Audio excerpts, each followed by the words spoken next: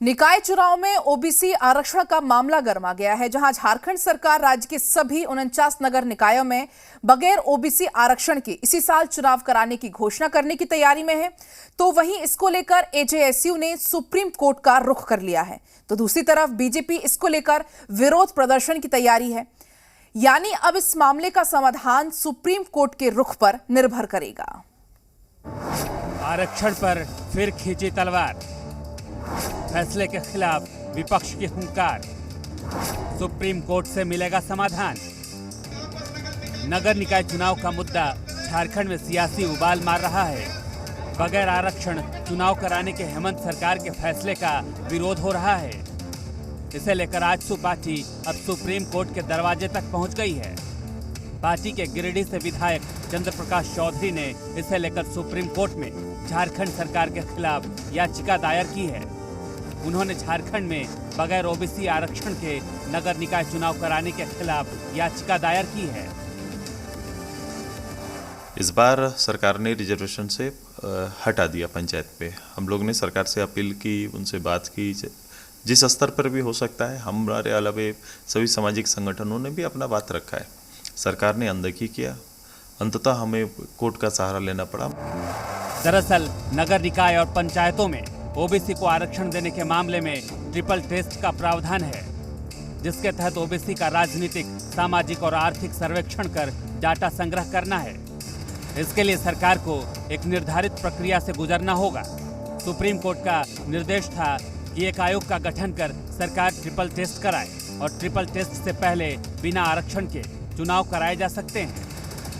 इसी आधार पर झारखंड सरकार ने बगैर ओबीसी आरक्षण के चुनाव कराने का फैसला किया है, जिसका विरोध हो रहा है। ये सरकार पिछड़ा विरोधी सरकार है, ये सरकार जन विरोधी सरकार है और ये सरकार संविधान विरोधी सरकार है। और हम सब कोई जानते हैं कि पिछड़े समाज के हक और अधिकार को पंचायत के चुनाव में छीनने का काम किया था। और साथ ही साथ आज फिर से नगर निकाय के चुनाव हो रहे हैं, उसमें पिछड़े समाज के आरक्षण की व्यवस्था को खत्म करने वाली ये सरकार है।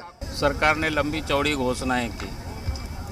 एक तो उन्होंने स्थानीयता को लेकर के और दूसरा ओबीसी को और 27% रिजर्वेशन देगा। तो आज ओबीसी की 27% रिजर्वेशन की पोल तो उनको खोल गई। अभी नगर निकाय की जब चुनाव हो रही है तो ये सरकार की जो कलाई, जो ओबीसी के प्रति उनकी जो क्या मन में भाव है, ये साफ दिखने लगा। जहां विपक्ष मामले को लेकर आंदोलन की चेतावनी दे रहा है, वहीं सत्ता पक्ष सरकार के फैसले का बचाव कर रही है। भारतीय जनता पार्टी और आजसू पिछड़ों की और ओबीसी आरक्षण की विरोधी पार्टियां हैं।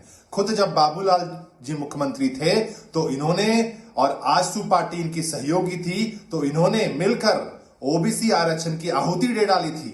ओबीसी आरक्षण को खत्म करने का काम किया था। कि भारतीय जनता पार्टी ओबीसी आरक्षण के नाम पे अपनी दुकानदारी चला रही है। बाबूलाल जी कह रहे हैं, हमें लगता है कि ओबीसी आरक्षण को लेकर बाबूलाल जी जितने गंभीर हैं, अगर उसका थोड़ी भी गंभीरता अगर वो सरना धर्म कोड को इस लागू करने में लगाते, वो गंभीरता दिखाते, तो अभी तक सरना धर्म कोड जो सालों से पेंडिंग है, वो कम से कम सरना धर्म कोड हो जाता है। बता दें कि झारखंड में सभी 49 नगर निकायों में इसी साल चुनाव की घोषणा होने की पूरी संभावना है। ऐसे में बगैर ओबीसी आरक्षण के चुनाव कराने के फैसले के विरोध से सरकार कैसे निपटेगी, ये बड़ा सवाल है। आशीष तिवारी, जी मीडिया, रांची।